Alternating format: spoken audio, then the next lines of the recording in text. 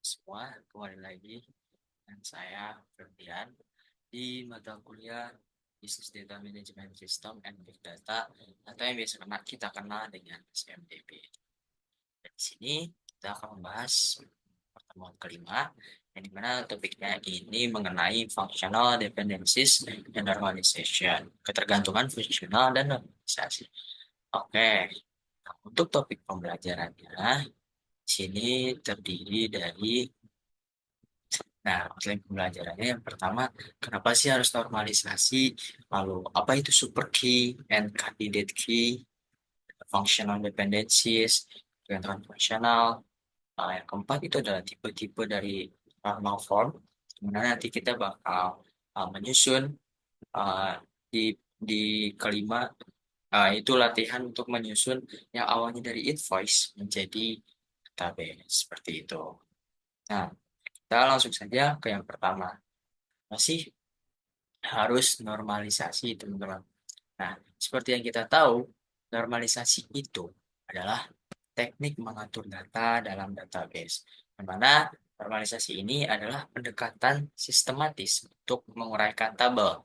Yang tujuannya adalah pertama untuk menghilangkan data redundansi. Nah, yang kedua ini untuk menyingkirkan karakteristik yang tidak diinginkan. Nah, karakteristik-karakteristik yang dimaksud di sini adalah insertion anomalies, lalu update anomalies, dan juga deletion anomalies. Nah, untuk memastikan dependensi ini masuk akal, datanya disimpan secara logis dan proses multi langkah yang menempatkan data ke dalam bentuk tabel ini bisa menghapus data duplikat dari tabel relasionalnya.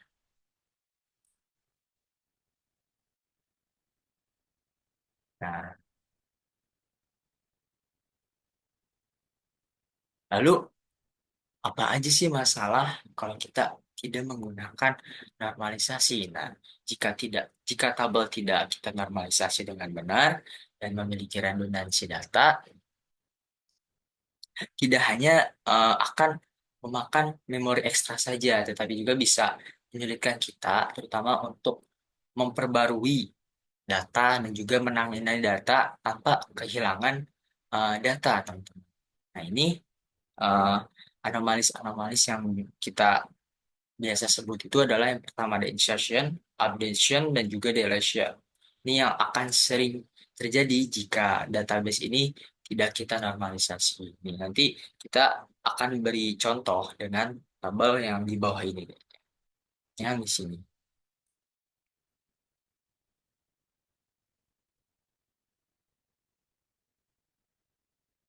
Nah, yang pertama ada insertion anomalies nih. Bisa kalian lihat teman-teman di bawah sini. Ini ada tabel dari uh, database mahasiswa ya teman-teman dengan uh, atribut row, number, terus nama, range itu cabang, AOD, head of department, dan juga office style.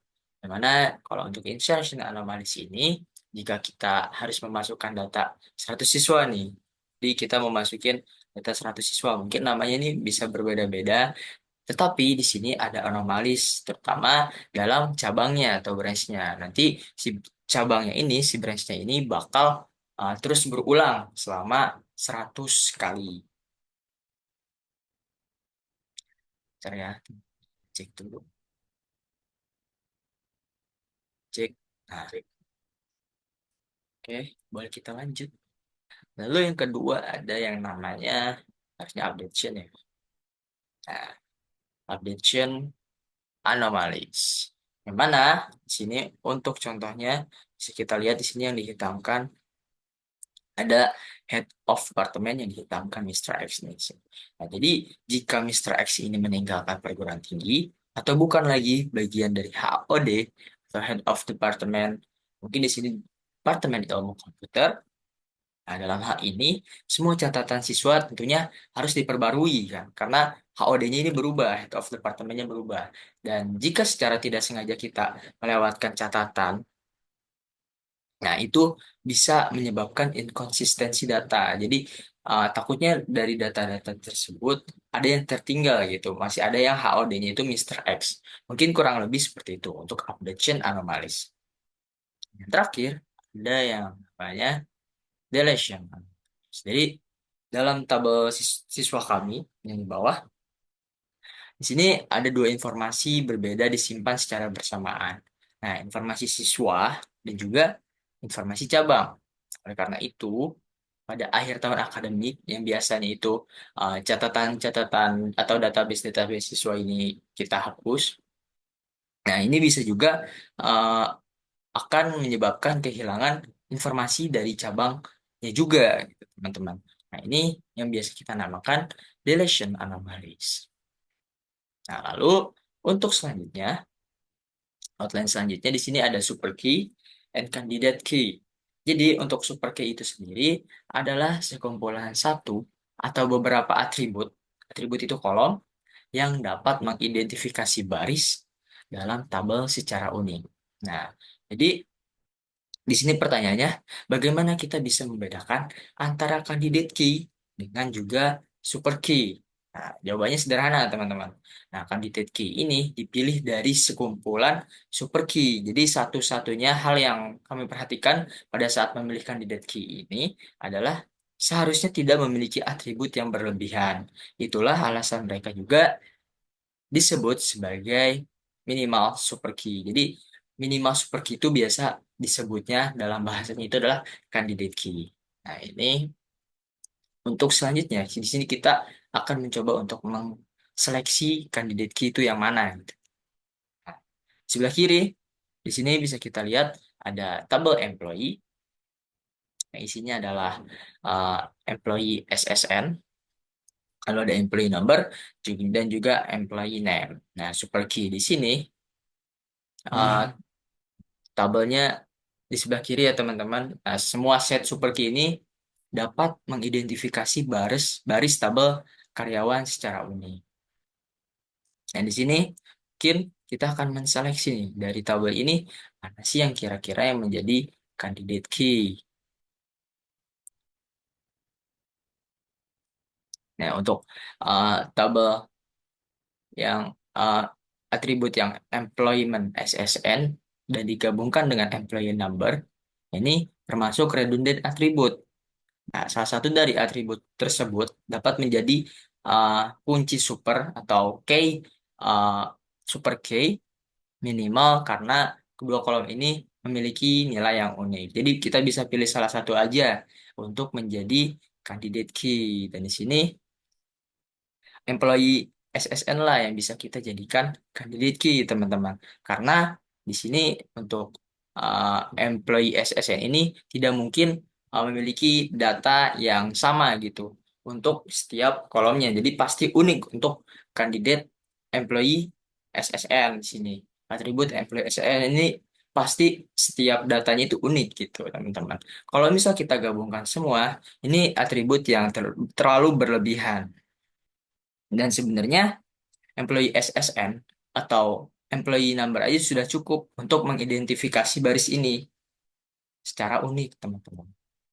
Karena kan dilihat ini adalah pilihan atau dari pilihan dari super key, teman-teman. Jadi kita bisa pilih nih salah satu saja yang bisa menjadi candidate key yang mana nih? Apakah employee number, apakah employee SSN? Tujuannya supaya tidak ada redundant attributes. Nah, untuk selanjutnya di sini ada functional dependencies. Nah, atribut tabel dikatakan bergantung satu sama lain ketika atribut tabel secara unik mengidentifikasi atribut lain dari tabel yang sama. Misalkan, kita memiliki tabel siswa dengan atribut student ID, student name, dan juga student age. Nah, di sini atribut student ID secara unik mengidentifikasi atribut student name. Jadi, uh, student ID ini mengidentifikasi atribut student name. Karena jika kita mengetahui ID siswa, kita bisa nih tahu nih nama siswa yang terkait dengan si ID siswanya itu. Ini dikenal namakan sebagai ketergantungan fungsional atau yang bisa kita sebut functional dependencies dan dapat ditulis sebagai berikut nih. Student ID ini uh, student name bergantung pada student ID, teman-teman. Biasa kita sebut seperti itu. Attribute B is functionally dependent on attribute A. Yang artinya yang tadi saya sebutkan tadi. Nah, di sini ada beberapa tipe untuk functional dependencies. Ada trivial functional dependency, ada non-trivial functional dependency, multi-valued, dan juga transitive dependency. Yang kita bahas satu-satu ya.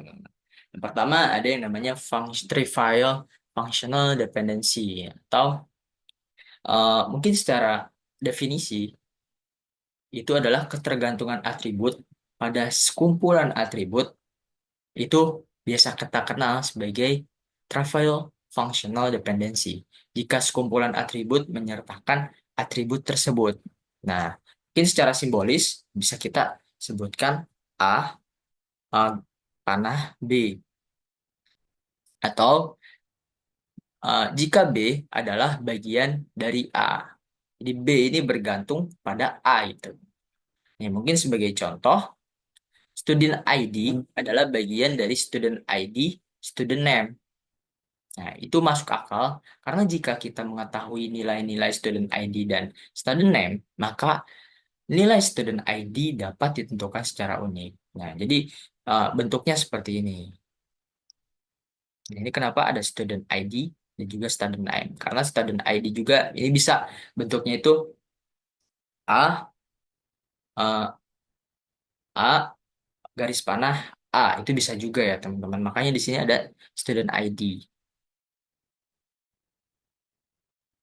Yang kedua, ini non-trivial functional dependency atau dependensi fungsional X panah Y berlaku, di mana Y bukan bagian dari X. Jadi Y ini bukan bagian dari X. Keterbalikan dengan trivial tadi. Karena dependensi ini biasa kita sebut sebagai non-trivial functional dependency. Nah, sebagai contoh, tabel karyawan dengan 3 atribut. Ada employee ID, ada employee name, dan juga employee address. Untuk employee ID, ini employee name ini employee ID ini memiliki garis panah kepada employee name, yang mana artinya di sini adalah employee name bukan bagian dari employee ID. Jadi keterbalikannya gitu, teman-teman. Dan satu lagi nih sebagai contoh, employee ID garis panah employee address. Ya, artinya di sini adalah employee address bukan bagian dari employee ID. Di sisi lain, dependensi berikut adalah trivial. Oke. Ini mungkin mirip kayak sebelumnya ya. Ini mungkin sebagai contoh saja yang membedakan antara trivial dan juga non-trivial. Misal kalau employee ID dan juga employee name, ini garis panah employee name, nah, maka bisa kita sebut employee name ini adalah bagian dari employee ID, employee name. Nah, ini merujuk kepada dependensi fungsional trivial yang tadi kita sebutkan. Tapi kalau misal functional dependency yang benar-benar non-trivial ini, jika functional dependencies-nya ini adalah X, garis panah Y, ini berlaku di mana persimpangan X, Y adalah 0, maka dependensi ini dikatakan sebagai non-trivial functional dependency. Pokoknya eh, buat konsepnya itu keterbalikan gitu kan. Lalu selanjutnya ada multi-valued dependency. Ini terjadi ketika ada lebih dari satu atribut multi value independent dalam tabel. Nah, sebagai contoh di sini ada contoh tabel pertimbangan perusahaan manufaktur sepeda yang memproduksi 2 warna. Ada black juga red. Tapi di sini hitam dan putih. Sorry teman-teman, berarti ada kesalahan dari saya untuk membuat PPT-nya. Nah, di setiap model, setiap tahunnya. Di sini kolom manufiernya dan warna independennya satu sama lain bergantung pada baik model. Jadi si manuviernya ini bergantung sama ID baik model ini dan juga colornya juga bergantung pada baik modelnya ini. Dalam hal ini, kedua kolom ini dikatakan multi-valued, tergantung pada baik model. Nah, dependensi ini kita bisa direpresentasikan sebagai berikut ya teman-teman. Nah, baik model, garis panah, manuver. Atau baik model, garis panah, warna gitu teman-teman.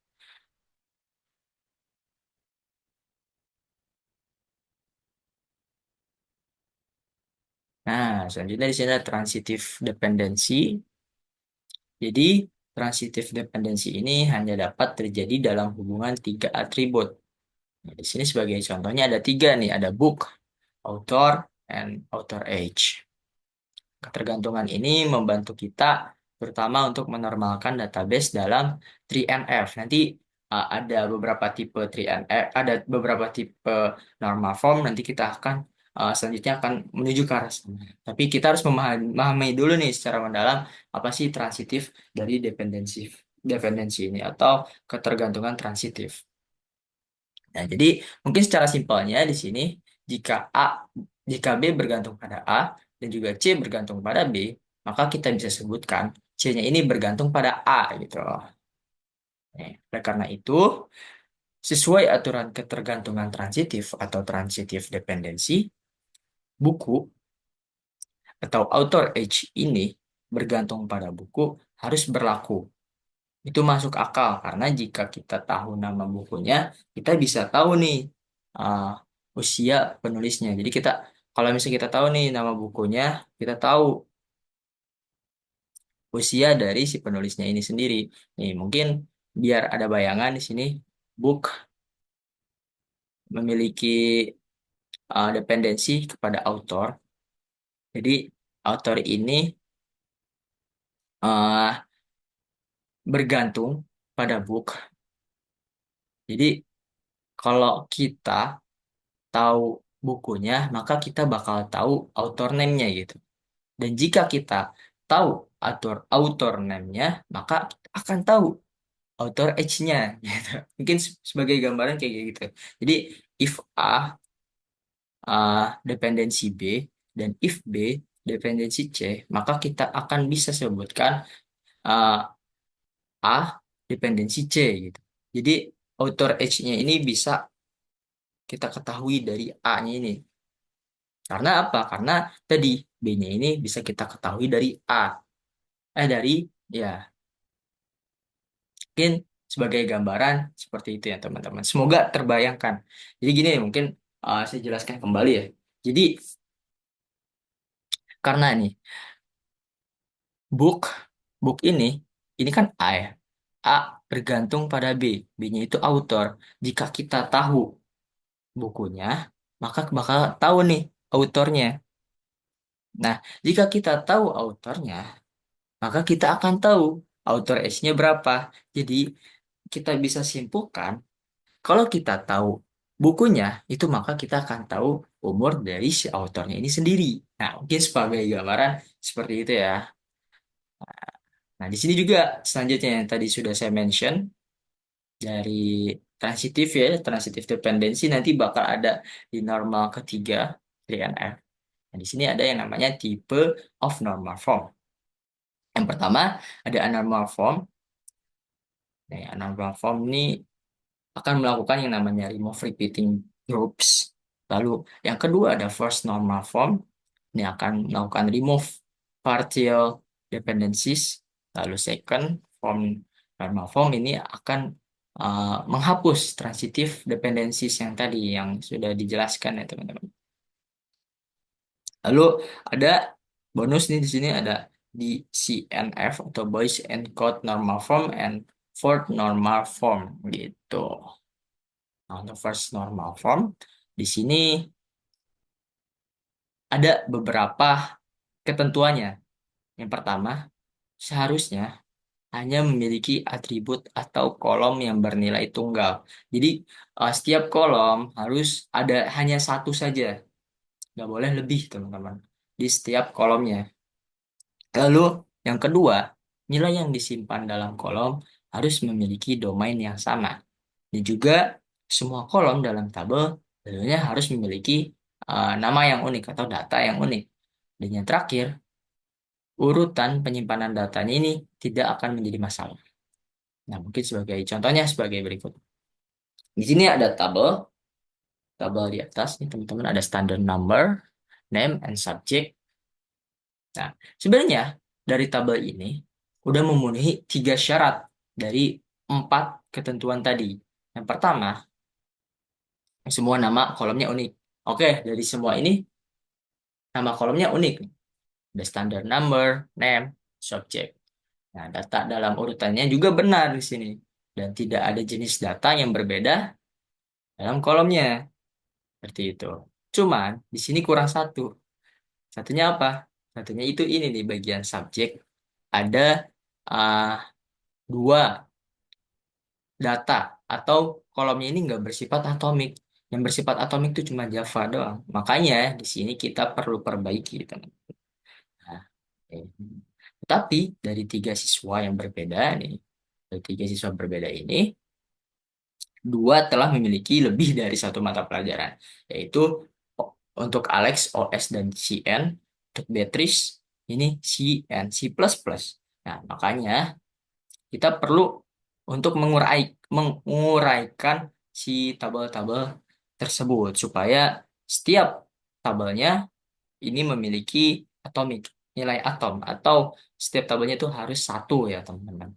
Diuraikan sebagai yang bentuknya di bawah ini.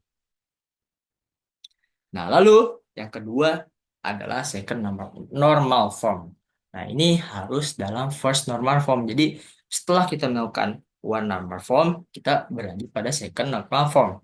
Nah, seharusnya ini tidak memiliki partial dependencies. Jadi, partial dependencies ini tidak ada atribut non-prima yang bergantung pada subset yang tepat dari candidate key table.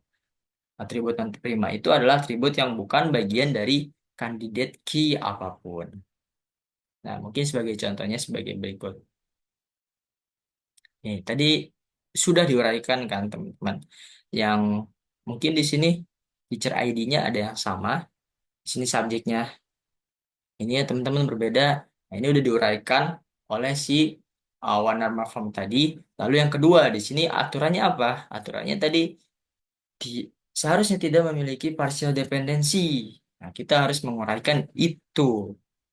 Supaya tidak ada partial dependensinya, kita harus mencari dulu apa yang menjadi candidate key dan juga non prime atributnya. Yang menjadi kandidat key-nya di sini adalah karena di sini tidak ada super key yang memang benar-benar mewakili. Nah, kita bisa gabungkan si teacher ID-nya dengan si subjeknya supaya datanya ini terbentuk unik, teman-teman. Seperti itu. Nih, tabel dalam one normal form karena setiap atributnya ini memiliki nilai atom atau ya punya masing-masing gitu. Namun itu tidak ada di two normal form karena ketergantungan parsial atribut normal form prima di sini itu normal form prima teacher age bergantung pada teacher ID saja yang menjadi subset yang tepat dari si candidate key-nya ini. Nah, ini melanggar aturan untuk two number form, second number form maksud saya, karena aturan mengatakan tidak ada ketergantungan fasial yang diizinkan. Makanya di sini kita pecah, karena ini si teacher age-nya ini bergantung pada teacher ID, kita pisah nih teman-teman. Nah, jadi ada 2 nih tabelnya. Jadi teacher detail table-nya, nih, teacher ID dengan teacher age. Karena bergantung nih teacher age, si non-prime atributnya ini kepada si teacher ID-nya. Dan juga ini sama. Untuk teacher ID-nya, karena subjeknya ini berbeda-beda, teman-teman. Nah, ini bisa kita pisahkan dengan si teacher age-nya ini. Seperti itu. Nah, ini makanya di sini hilanglah. Ini namanya partial dependencies. Dan yang terakhir, ada yang namanya, di sini kita akan membahas sampai third number form saja, teman-teman. Karena kemarin memang kita belajarnya itu aja. Sampai di third number form. Nah, untuk third number form ini sendiri, tabel harus berada di 2NF. Dan dependensi fungsional transitif atau transitive dependency dari atribut non-prima pada super key apapun itu harus dihapus. Nah, tadi kita sudah belajar mengenai transitive dependency. Transitive dependency itu kan secara konsep jika jika B bergantung pada A dan C bergantung pada B, maka C bergantung pada A. Oke, habis itu seharusnya paham ya. Nah, di sini ada tabel nih sebagai contohnya. Di sini employee district, employee city, dan juga employee state. Nah, ini bergantung pada yang namanya employee zip. Oke, yang mana employee zip ini bergantung pada employee ID. Gitu. Yang membuat atribut non-prima atau yang tiga ini secara transitif bergantung juga pada yang namanya employee ID. Nah, ini melanggar aturan 3NF, teman-teman. Maka, apa yang harus kita lakukan kalau misal kayak gitu? Nah, kalau misal kayak gitu, kita harus menguraikan si tabel ini memecah menjadi dua tabel. Jadi, tadi kan employee zip-nya ini digantungkan, si employee state, ya pokoknya digantungkan kepada ketiga atribut ini ya, teman-teman. Nah, ini kita pisahkan. Jadi, employee zip punya tabel sendiri dan employee ID punya tabel sendiri. Karena kalau misalnya kita gabung kayak gini, nah ini ketergantungan. Jadi A, ini A-nya ini mungkin ini, ya A-nya ini mungkin teman-teman. Ya, A-nya ini digantungkan oleh zip atau employee zip ini bergantung pada employee ID dan juga employee district ini, employee city dan employee state ini bergantung pada employee zip. Jadi bisa kita bilang kalau employee state ini bergantung pada employee ID gitu. Nah, untuk menghilangkan itu semua ya kita tinggal bagi dua aja supaya hilang yang namanya transitive dependency dari tabel berikut. Oke, nah ini mungkin kita langsung saja ke latihan Violet Baby Soap. Maaf, Inggrisnya kurang bagus ya teman-teman gua. Nah, di sini ada invoice. Nah, untuk kita menormalisasi data berikut, tentunya kita harus membuat menjadi unnormal form dulu. Nah, kita uraikan si tabelnya ini menjadi seperti ini. Ada namanya invoice header dan juga ada invoice detail. Dan invoice header ini berisi tentang yang di atas ini, teman-teman. Nah, detailnya di bawah sampai ke subtotal, diskon, dan juga total. Nah, untuk ini kita remove repeating group dulu. Jadi dua, dibagi menjadi dua. Ada yang namanya invoice header dan juga invoice detail. Nah, di sini ada beberapa yang memang kita masukkan seperti subtotal, discount, total.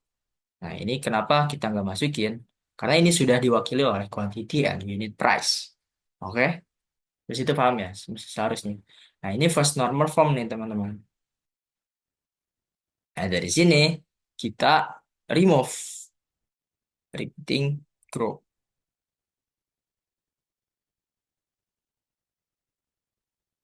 Nah, menjadi seperti ini lah. Kalau misalnya kita remove repeating groupnya, kita pecah menjadi dua. Jadi aturannya kan setiap itunya harus satu ya. Setiap uh, si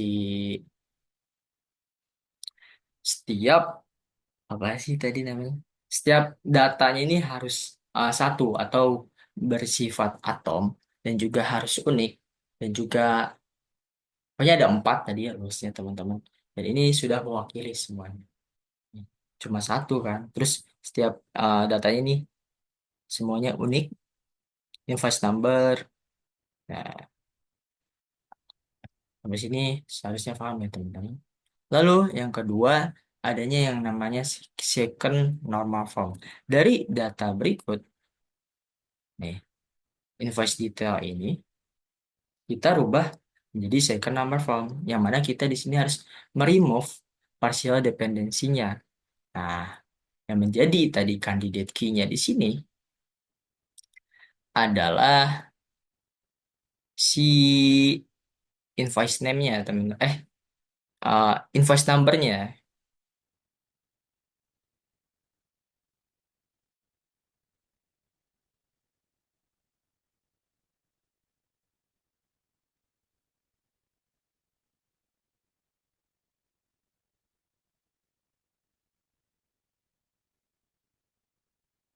Dari pokoknya dari invoice detail ini kita akan rubah menjadi second number form dengan cara menghapus partial dependensinya. Di sini untuk candidate key dan juga ah apa tadi namanya saya lupa sorry.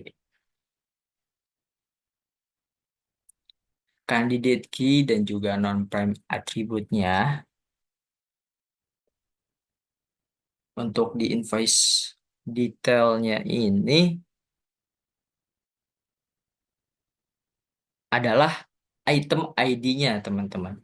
Ini yang menjadi kunci dari kita untuk merubah menjadi second number form. Karena di sini kita perlu uh, sesuatu yang memang unik untuk memisahkan kedua tabelnya.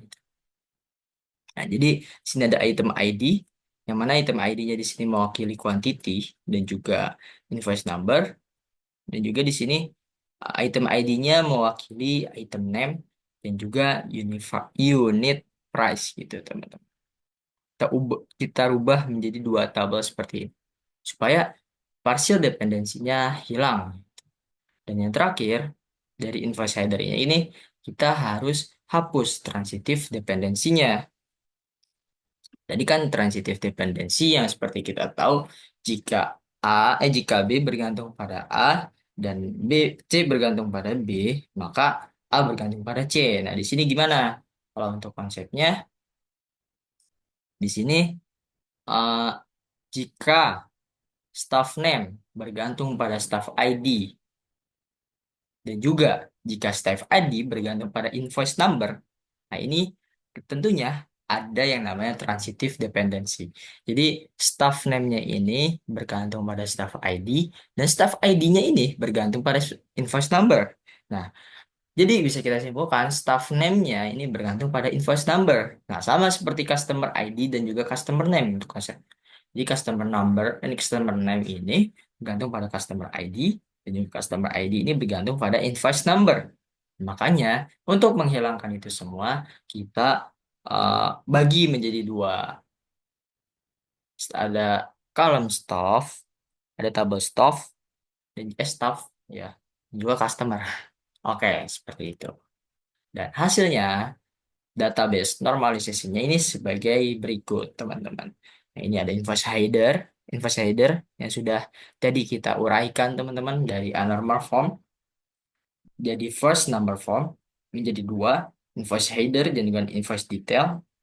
Yang mana invoice headernya ini di third number formnya kita ubah lagi nih. Jadi ada tabel customer dan juga staff untuk menghilangkan si trivial dependensinya trivial dependency eh apa sih namanya transitive dependensinya maksudnya.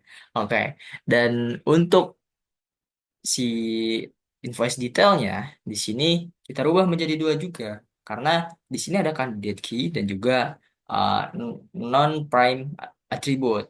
Nah, ini kita rubah menjadi dua.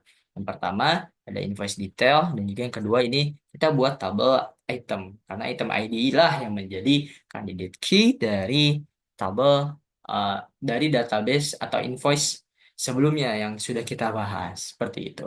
Dan mungkin itulah yang bisa saya sampaikan di pertemuan kelima kali ini. Kurang lebihnya mohon maaf teman-teman. Wabillahi taufik wal hidayah. Wassalamualaikum warahmatullahi wabarakatuh. Terima kasih.